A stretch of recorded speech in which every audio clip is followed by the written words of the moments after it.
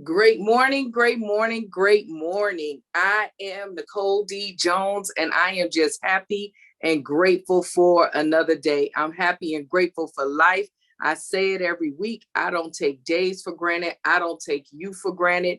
Thank you for your willingness to be accountability to me. I'm going to tell you and remind you every week that you are healthy, you are wealthy, you are prosperous. Everything your hands go to touch, it must, it shall, and it will manifest, prosper, and grow great things because you are great. I keep telling you, we are in this journey.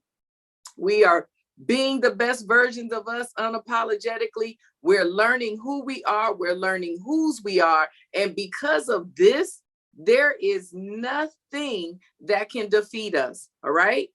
Doesn't matter what it is. All right. So I want to get into this because I don't know about you. I'm excited. And I had put on the post, it's never what, but how. But I'm going to add something. It's never what we say, but it's how and when we say it. All right. So, we've been going through at this point, every relationship in your life, you should have categorized, okay, where you believe that they should be. Are they a friend? Are they an associate? Are they an advisor? What's the other one? Or are they an assignment? All right. Everyone should at least be in the right space. Then we talked about last week, y'all go back, I can't remember everything, but we talked about last week how to be our own advocate, okay? We talked about how to be able to speak up for ourselves. Now, this is the thing. This week, the reason I'm excited, I don't know about y'all, but after last week, I got all hyped and pumped up like, yeah, I'm my biggest cheerleader, all right? But guess what? All right, now we got to level it out, okay? Because we don't want to be over here reckless with our mouth. So we got to know how to communicate where we are at in our new position, our new posture for ourselves. We got to know, all right, everything that you do and everything that you express, it must be encouraged and loved. So let me just start right there, okay? So even in you finding your new norm, loving you, being the best version of you unapologetically, knowing that you are the head and never the tail, you're above and not beneath. All these things, it should bring something in you that now your shoulders are back. You can walk with your head higher because you're understanding that you love you more, okay? I don't care how much you love yourself. Prior to this, really understanding relational intelligence is showing me places that I was at a deficit within me. Everything that we do, it should be something that is allowing you to love you more, see you better, be the best version of you unapologetically, knowing that there's only one you. You cannot be cloned. You're relevant, you're necessary, and you're needed, okay? So here's the thing. You always want to apply the golden rule. You do unto one as you want to have done unto you. So even when you're thinking about these conversations that you have to be willing to do the reflection like we talked about. You have to be willing to evaluate and know how to communicate your heart, okay? Because when you start talking about how you feel or what you see, especially when it's something that may not be as good, you got to be at a place where you've already dealt with your emotions, okay? Not that you will not be emotional, because things are emotional. Situations bring up emotions, okay? But you have to be at a place where you have been able to reflect for yourself so that you can communicate in a healthy way, even if it comes to a point of disappointment, because you can't control anyone. I tell you all the time, you cannot control anyone but yourself, and you have a problem with that. So we got to stop thinking we can control people and what they will or will not do, okay? So you got to make sure that you've thought about it. I want to read something. Hopefully my phone won't die. Where is it? Just so y'all don't think I'm like making this up. Listen, I'm telling you, personal growth and self-development is mandatory. or you'll walk through life stunted. Okay. So you got to do it. You start with the BIBLE, like I say all the time, but you got to start getting into books. You got to get into knowing and understanding who you are and whose you are, right? So our degree of emotional intelligence will really be a driver of how well we handle the conversation we need to have. Peter Salovey and Jack Mayer developed the theory of emotional intelligence in 1990. They essentially, I don't know what that word is, but listen, this is what they said. Emotions had a marked impact on an individual's thinking and behavior. Robin Stern, Associate Director of the Yale Center of Emotional Intelligence, continues the work of refining what emotional intelligence is. In an article published on CNN.com, Stern quoted as saying, emotional intelligence is being smart about your feelings. It's how you use your emotions to inform your thinking and use your thinking to inform your emotions. All right, I'm going to say that again. Emotional intelligence is being smart about your feelings. It's how your emotions, how you use your emotions, to inform your thinking and use your thinking to inform your emotions. She continues by saying that some people think of emotional intelligence as a soft skill or the ability or tendency to be nice. It's really about understanding what's going on for you in the moment so that you can make conscious choices about how you want to use your emotions and how you want to manage yourself and how you want to be seen in the world. Okay? Listen, you have to understand you. This is why I'm saying, and even in, where are we at? July. Are we still in July? We're about to go into August. We're still writing the vision and making it plain, okay? We're still walking out our purpose. We're still working on our vision. We're still going through this journey as we know that it's just a process for our final destiny. But you've got to get this whole emotional thing together. Your emotional intelligence and your relational intelligence, it dictates how you are seen in the world. Well, Nicole, I don't care about how people see me. You should care, okay? Not even that you care about their opinion, but how you are seen, what you will leave as your legacy, the stain that you leave on people, it really should matter. I'll leave that right there. Okay, so listen. You gotta also, when you're in the preparation place of communicating, don't assume about the other person. See, we gotta shift our mindset. I told you a couple weeks ago, you're a steward over your soul, okay? You gotta be a good steward over your soul, all right? You don't have to be a steward over someone else's, but in being a good steward over your soul, you don't go and do that in a posture of judgment of someone else's. All right? This is all about you. This is not about anyone else. So even when you communicate, you have to understand that communication is not even for the person, it is for you. And in communicating, because of that person and how you feel about that person, out of respect, out of honor, out of love, out of all these things, you're willing to speak your truth to them in a respectful way because of how you feel about them.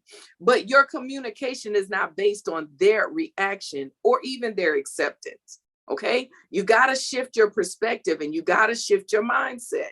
So listen, okay, conversation is for you because there's a level, it could be an easy conversation.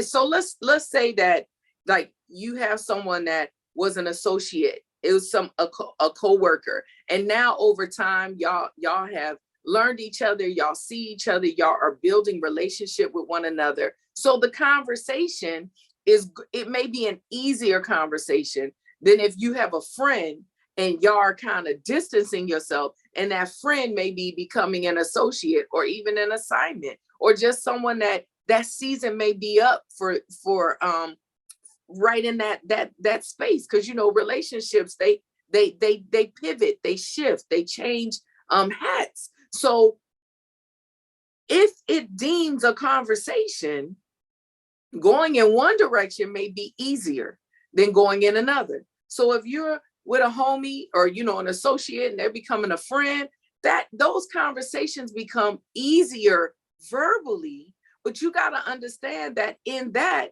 there may be a need of a conversation of your vulnerability. See, a lot of times we don't talk about where we are, but I believe it is so important. I'm that person. I'd rather say too much when it comes to me in the places that I know I can trust than not saying enough. Okay? Because to me, when you don't know enough, confusion can come in. So we always have to have an understanding. Now, verbally, that may be a conversation that's easier than the friend that you're distancing yourself from, okay? But you have to understand that regardless to which direction you're going in your conversation, there is an opportunity of rejection. So verbally, it may be easier in one direction, but you've got to be prepared mentally and emotionally for how it may play out. Because remember, you're a steward over your own soul without judgment to someone else. So in your head, y'all ever had a conversation that you just played out in your head and you just know how it's going to go? Then when it does not go that way, it knock you all the way off your rocker. We can't afford to be that emotional roller coaster to ourselves, okay? So you got to know that the easier a conversation may be, the more vulnerable you have to be willing to be with yourself. And then the harder that it may be, you have to understand that rejection may be right in your face. It may come right up front, all right? But there's still, you just don't know how it's going to play out. This is why you have to be prepared for conversations that you're going to have. I don't know where that phone is. You have to be prepared for conversations you're going to have, because you can't account or dictate what someone else is going to do, okay? So, and in order for you to do this, and where your focus is that you're just trying to combat fear. There's a spirit of fear that comes, intimidation, if because everybody get caught up on words, and some people are like, I'm not afraid.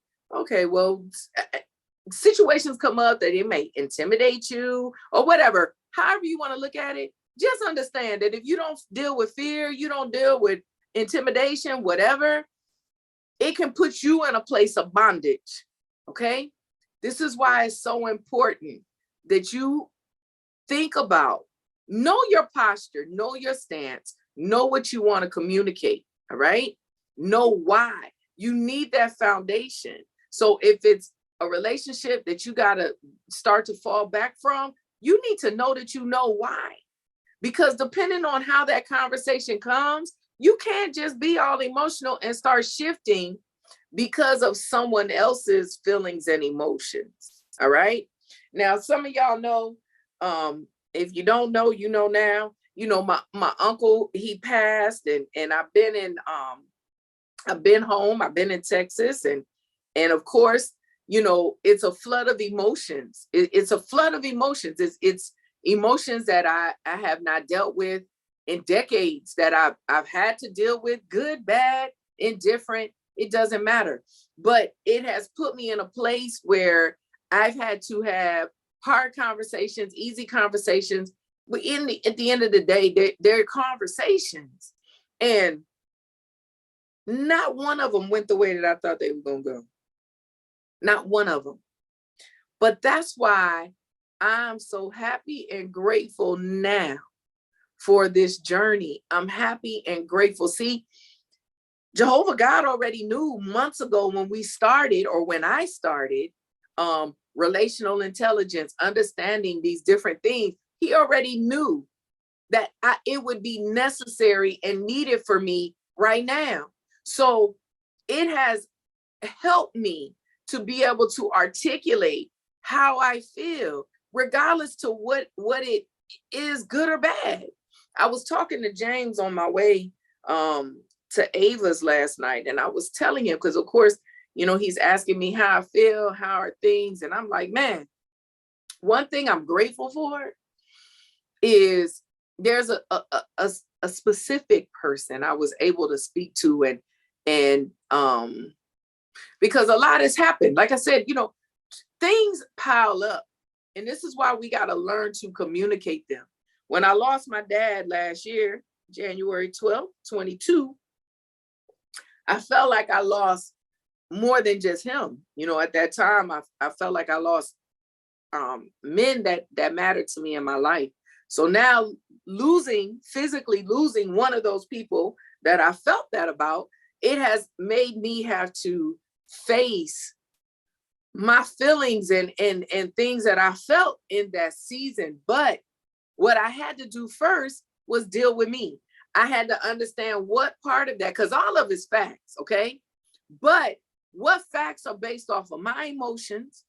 Because remember, all the enemy does is he takes facts and he perverts them. All right. So the fact is, I lost relationship when that happened. The fact is, I still love and miss that person. The fact is, my uncles that were here, we weren't talking as much. All these things based off of a situation. But I was able to sit back and deal with my emotions, deal with what parts were mine, what parts were theirs. But the bottom line, understanding everything I felt, it was me, regardless to what was brought into it. So when I was able to see my uncle, when I was able to see my brother, I was able to tell them in a healthy way how I felt. But I was able to do it in a posture of love. I was able to receive what was responded back to me, and I was able to keep my peace. Listen, compass is the peace I choose to follow. Okay? We've got to get to that place where we're able to communicate it and understand this for us. Okay? So even communicate, I communicated with my brother, because me and my brother, we used to talk, and after dad passed, it hasn't been like that. But I was able to communicate with him how I feel. He was able to communicate with me. And, he said he was going to call me. So anybody who know Mark, y'all tell him he said he was going to call me. I haven't heard from him. But okay, anyway. But so even in talking to him, though, I was able to talk to him and tell him how I felt. He was able to receive it. Thankfully, I do believe he received it. And he told me, because we need to have a conversation, we were going to talk. Now, here's the thing. I say all this to say, I said, "You're going to call me?" He said, "Yes." I said, "Jaden, you heard him, right? What Uncle Mark say?" Uncle Mark said he going to call you, mommy. I said, "You going to call me by tonight?" He said, "Yes." Did I get the phone call? No. But guess what? If I hadn't dealt with my feelings over the last year, but impactfully over the last week, that could have broke me, because my expectation, or I want to hear from him, I want to talk to him. But like I said, timing is key too. And the reality is, even like when we talked at Saturday, I said, you know what, this isn't the time or the place. So I understand, even though I may have wanted to continue the conversation Saturday, it wasn't the time. All right. It wasn't the time. I understand that. See, when we start getting our emotional intelligence in place, it helps with our relational intelligence. Okay. So let me see, because I lost focus. I haven't talked about what I need to, though. I did. But yeah, emotional intelligence allows us to overcome all the emotions that we feel too when we're sorting out. So when you are communicating and you're preparing to have conversation with whoever you need to conversate with. If something happens and someone makes you feel a certain way, if you know you in your feelings, then that's probably not the time to address it. But you still got to go through this process for you. Okay? You're not going through it for who hurt you. You're not going through it for the situation of what happened. You're going through it for you. All right? Because you want to live in peace. You want to have joy. You want to be able to love. You don't want to be bitter and resentful. You don't want all this baggage on you. Okay? Everything is for you. So you learn to deal with your emotions in a healthy way so that your relationships are healthy. Who wants to go through this journey with unhealthy relationships? I don't. Okay?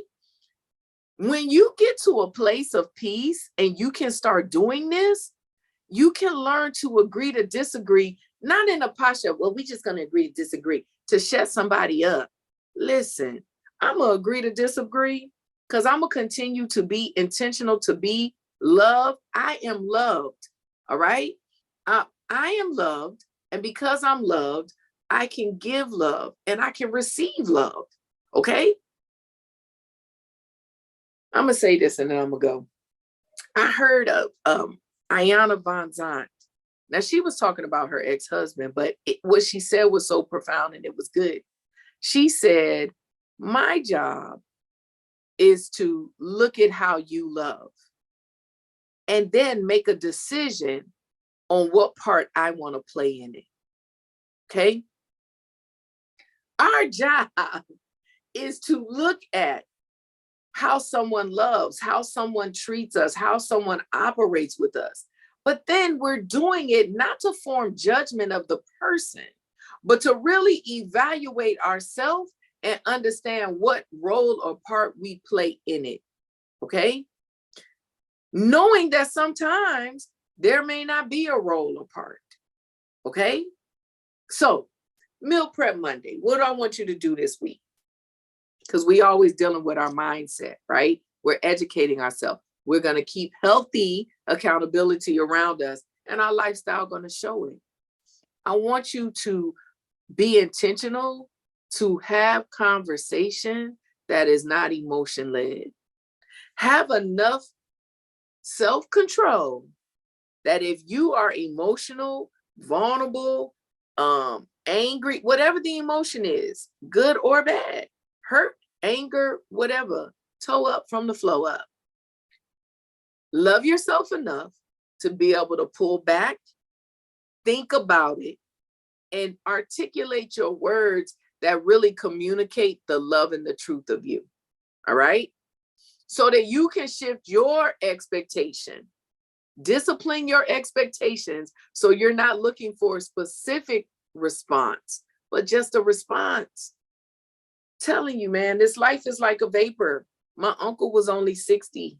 Okay? This life is like a vapor. When we found out what was going on, he was gone. All right? Literally. All right? In that day.